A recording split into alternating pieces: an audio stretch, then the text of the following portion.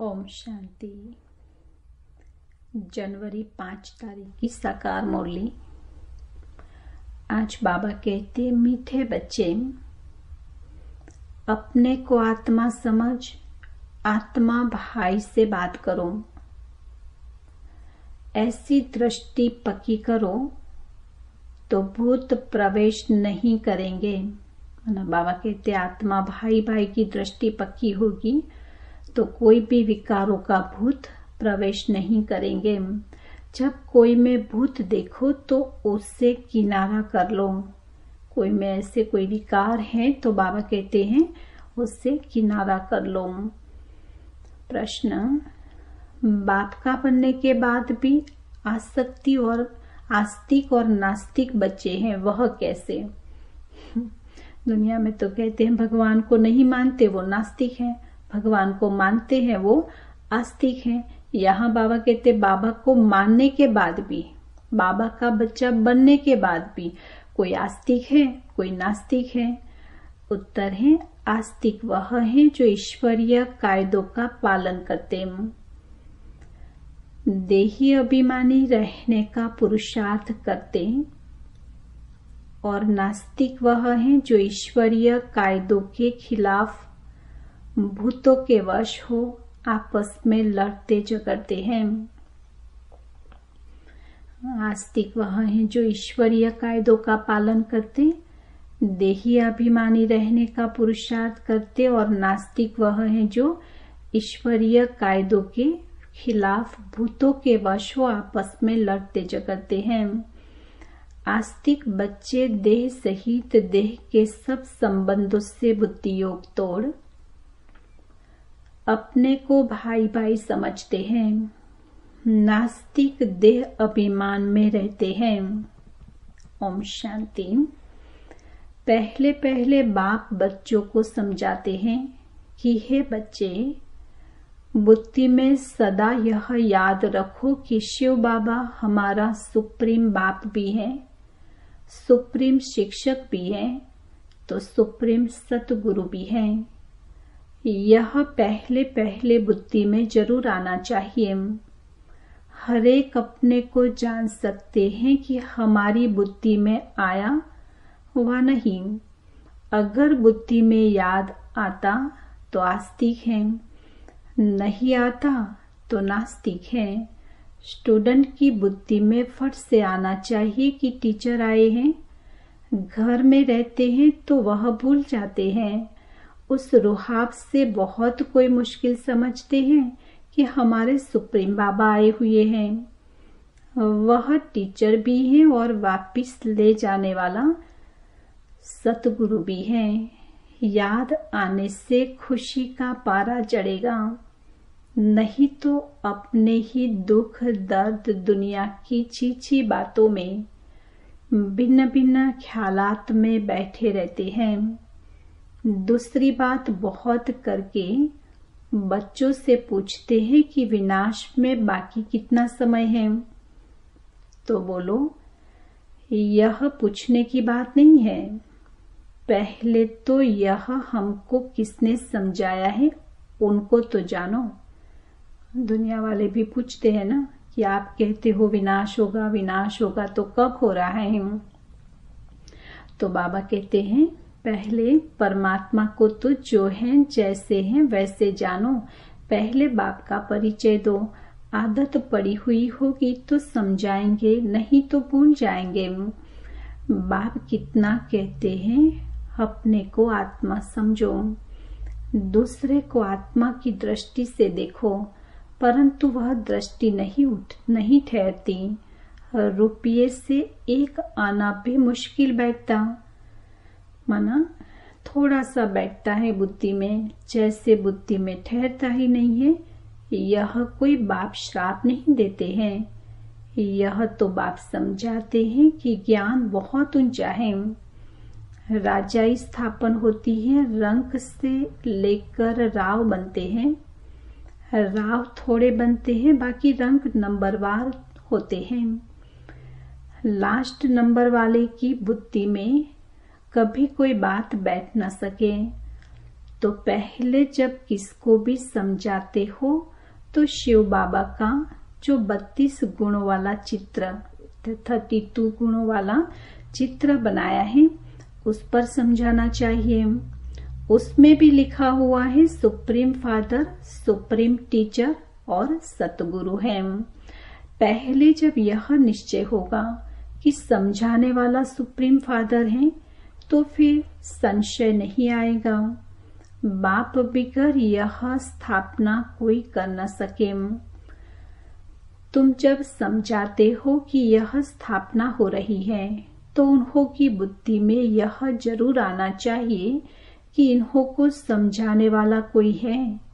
कोई मनुष्य मात्र तो ऐसे कह न सके कि यह राज्य स्थापन हो रहा है। तो पहले पहले बाप का निश्चय पक्का कराना है। हमको परमात्मा बाप पढ़ाते हैं, यह कोई मनुष्य मत नहीं है, यह तो ईश्वरीय मत है। नई दुनिया तो जरूर बाप द्वारा ही स्थापन होगी। बाबा कहते हैं भगवान की मत और ईश्वरीय मत में जरूर अंतर होगा। भगवान की मत से नई दुनिया की स्थापना होती है और पुरानी दुनिया का विनाश, यह भी बाप का ही काम है। यह निश्चय जब तक नहीं होगा तो पूछते ही रहेंगे कि कैसे होता है। इसीलिए पहले पहले तो श्रीमत की बात बुद्धि में बिठानी पड़े, तब आगे समझ सके। नहीं तो मनुष्य मत समझ लेते हैं। हर एक मनुष्य की मत अलग है, मनुष्यों की मत एक हो न सके। इस समय तुमको मत देने वाला एक ही है। उनकी श्रीमत पर कायदेसर चलना वह भी बड़ा मुश्किल है। बाप कहते हैं देही अभिमानी बनो। ऐसा समझो कि हम भाई भाई से बात करते हैं तो फिर लड़ना झगड़ना कभी हो न सके। देह अभिमान में आया तो समझो नास्तिक है। नास्तिक आगे बाबा ने बताया ना। तो बाबा कहते देह अभिमान है तो नास्तिक है, देही अभिमानी नहीं है तो वह नास्तिक है। देही अभिमानी बने तो समझो आस्तिक है। देह अभिमान बहुत नुकसान कारक है। जरा भी लड़ते झगड़ते हैं तो समझो नास्तिक है। बाप को जानते ही नहीं, क्रोध का भूत है तो नास्तिक ठहरा। बाप के बच्चों में भूत कहाँ से आया, वह आस्तिक नहीं ठहरा। भल कितना भी कहे हमारा बाप में प्यार है, परंतु ईश्वरीय कायदे के खिलाफ बात करते तो उन्हें रावण संप्रदाय का समझना चाहिए। देह अभिमान में है, कोई में भूत देखो व दृष्टि खराब देखो तो हट जाना चाहिए। भूत के आगे खड़ा रहने से भूत की प्रवेशता हो जाती है। भूत में लड़ पड़ते हैं। भूत आए तो पूरा नास्तिक है। देवताएं तो सर्वगुण संपन्न होते हैं, वह गुण नहीं है तो नास्तिक है। नास्तिक वर्षा थोड़े ही लेंगे, जरा भी खामी नहीं होनी चाहिए, नहीं तो बहुत सजा खाकर प्रजा में जाना पड़ेगा। भूत से दूर रहना चाहिए। बार बार आज बाबा पक्का कराते हैं, लेकिन पहले हमें भूत को समझना पड़ेगा, तभी हम भूत से किनारा कर सकते हैं। तो बाबा कहते हैं कि भूत है किसी में तो हमें सदा उनसे किनारा करके रहना है, नहीं तो बाबा ने आगे बताया कि भूत हमारे अंदर आ जाएगा।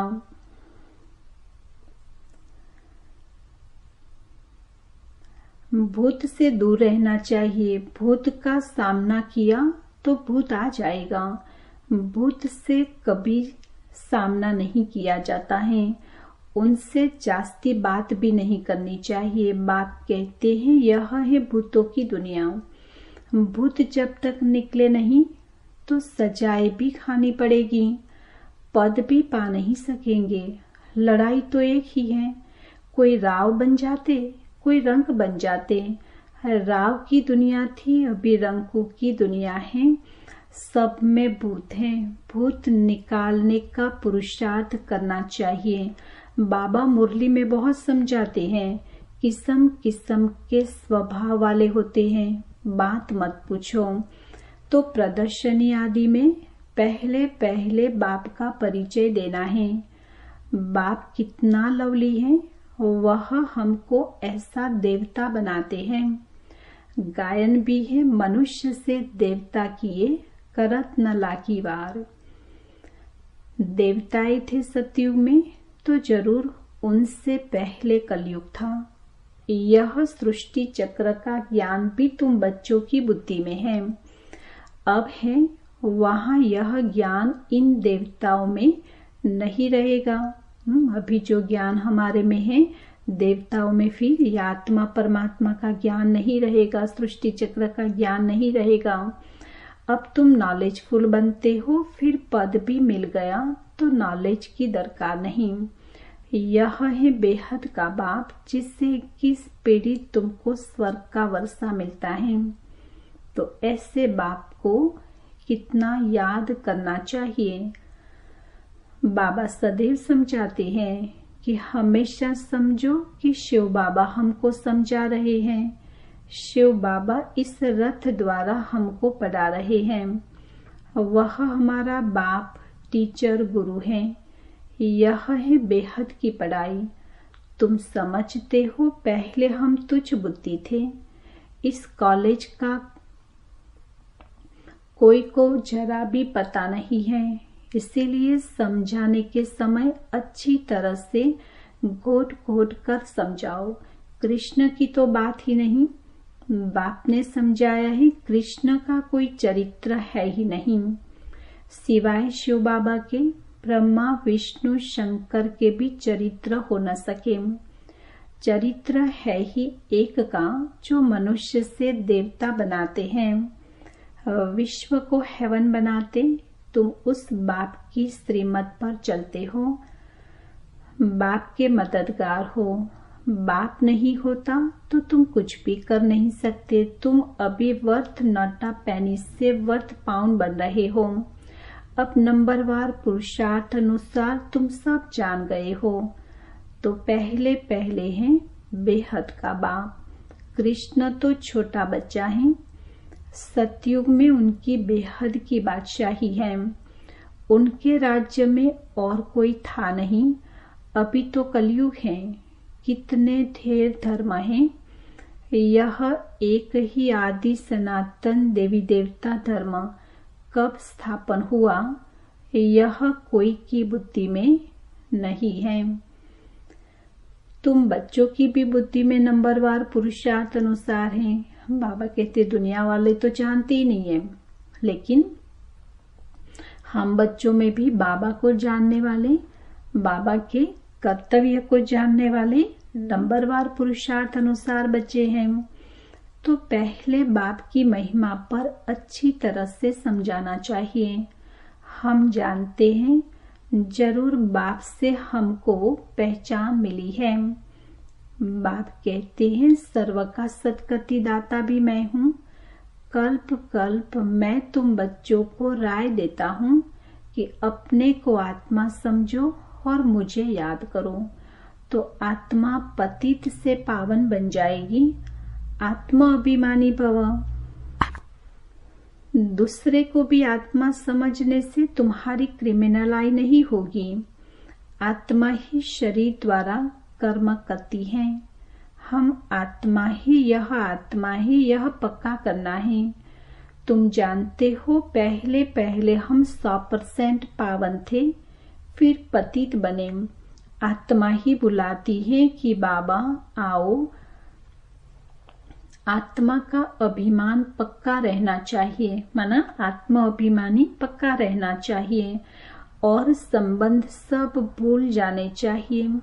हम आत्मा स्वीट होम में रहने वाली हैं। यहाँ पाठ बजाने आए हैं। यह भी तुम बच्चे ही समझते हो। तुम्हारे में भी नंबरवार हैं जिनको याद रहती है। भगवान पढ़ाते हैं कितनी खुशी रहनी चाहिए। भगवान हमारा बाप भी है, टीचर भी है, सतगुरु भी है। तुम कहेंगे हम उनके सिवाय और कोई को याद नहीं करते। बाप कहते हैं देह सहित देह के सभी संबंध छोड़ माँ में कम याद करो। तुम सब ब्रदर्स हो, कोई मानते हैं कोई नहीं मानते हैं तो समझो नास्तिक हैं। हम शिव बाबा के बच्चे हैं तो पावन होने चाहिए। बाप को बुलाते ही हैं बाबा आकर हमको पावन विश्व का मालिक बनाओ। सतयुग में तो पावन होने की बात ही नहीं है। पहले तो वह समझाओ कि यह शिव बाबा हैं, इनसे नई दुनिया स्थापन होती है। अगर पूछे कि विनाश कब होगा तो बोलो पहले अलफ को समझो। अलफ को नहीं समझा तो पीछे की बात बुद्धि में कैसे आएगी। हम सत्य बाप के बच्चे सत्य बोलते हैं। हम कोई मनुष्य के बच्चे नहीं हैं, हम शिव बाबा के बच्चे हैं। भगवान उवाच, भगवान उनको कहा जाता है जो सभी ब्रदर्स का बाप है। मनुष्य अपने को भगवान कहला न सके। भगवान तो निराकार है, वह बाप टीचर सतगुरु है। कोई मनुष्य बाप टीचर सतगुरु हो न सके।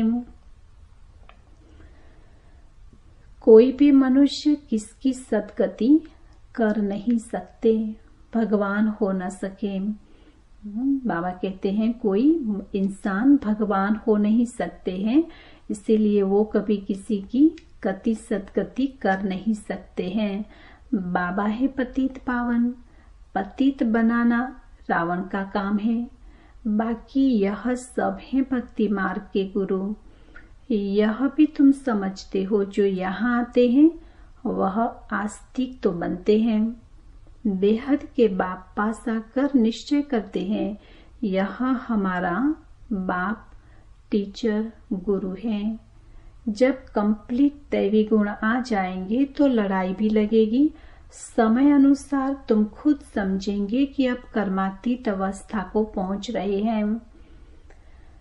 अभी कर्मातीत अवस्था हुई कहाँ है, अभी बहुत काम है, बहुतों को पैगाम देना है। बाप से वर्षा लेने का तो सबको हक है। अब तो लड़ाई जोर से होगी, फिर यह हॉस्पिटल डॉक्टर आदि कुछ नहीं रहेंगे। बाप बच्चों को सन्मुख समझा रहे हैं कि तुम आत्माएं 84 जन्म शरीर धारण कर अपना पाठ बजाती हो।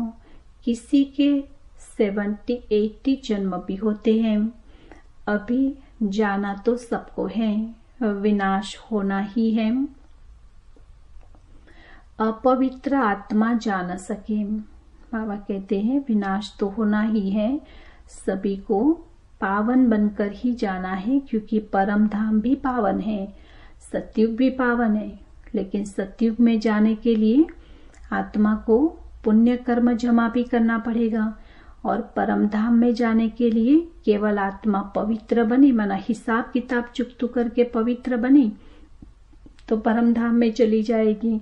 और योग बल से हम पावन बने तो फिर पुण्य भी जमा होगा तो सतयुग में जाएंगे। बाबा कहते पतित आत्मा अपवित्र आत्मा जा न सके।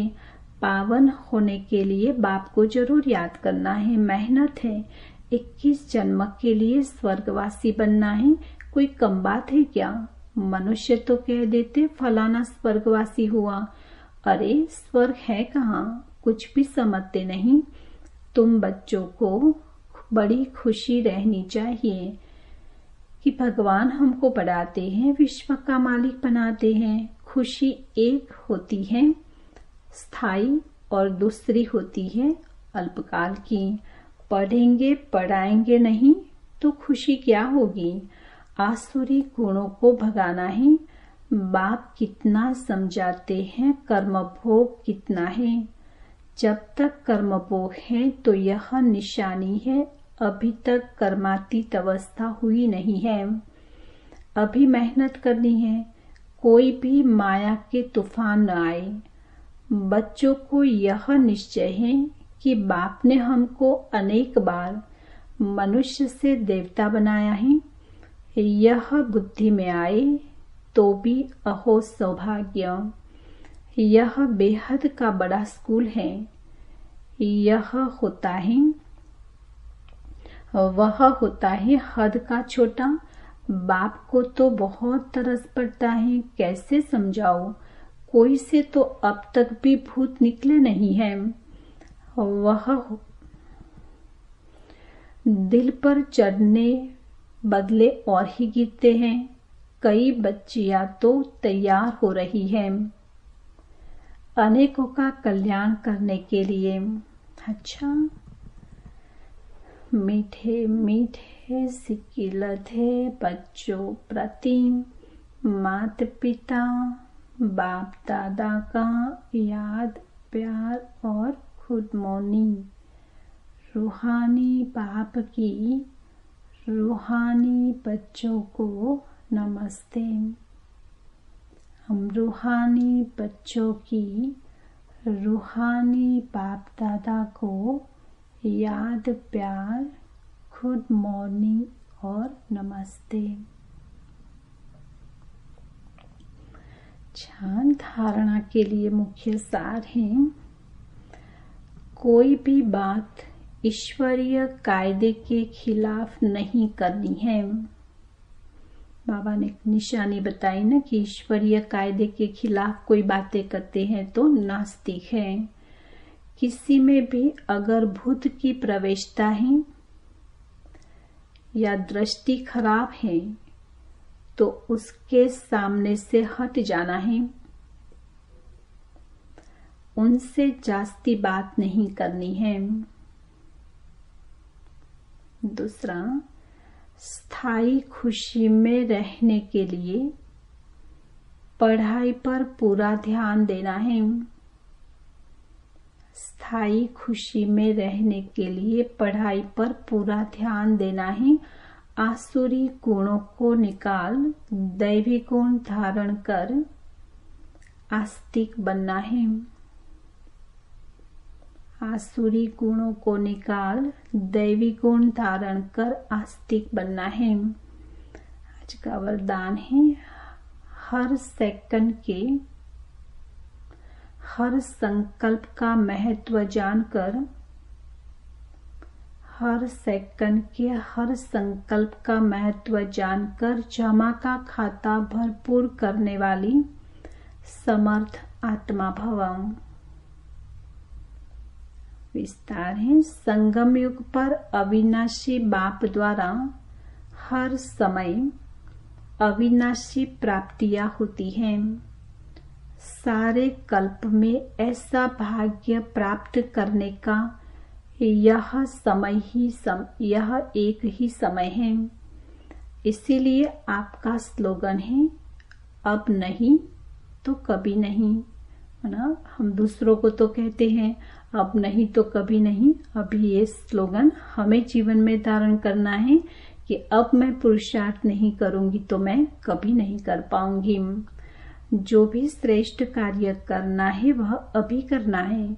इस स्मृति से कभी भी समय, संकल्प व कर्म व्यर्थ नहीं गवाएंगे। समर्थ संकल्पों से जमा का खाता भरपूर हो जाएगा और आत्मा समर्थ बन जाएगी। स्लोगन है, हर बोल हर कर्म की अलौकिकता ही पवित्रता है। हर बोल हर कर्म की अलौकिकता ही पवित्रता है। साधारणता को अलौकिकता में परिवर्तन कर दो।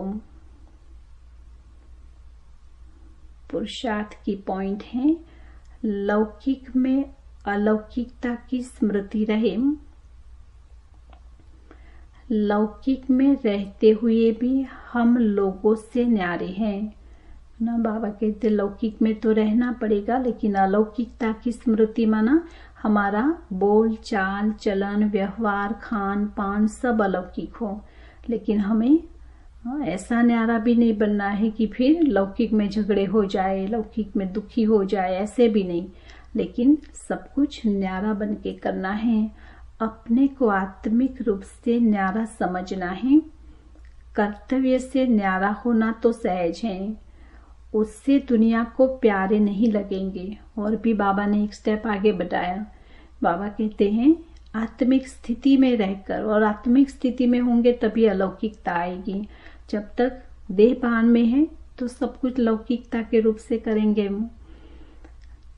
तो अपने को आत्मिक रूप में न्यारा समझना है। कर्तव्य से न्यारा होना तो सहज है, उससे दुनिया को प्यारे नहीं लगेंगे। लेकिन जब शरीर से न्यारे आत्मा रूप में कार्य करेंगे तो सबको प्यारे लगेंगे। इसे ही अलौकिक स्थिति कहा जाता है। ओम शांति।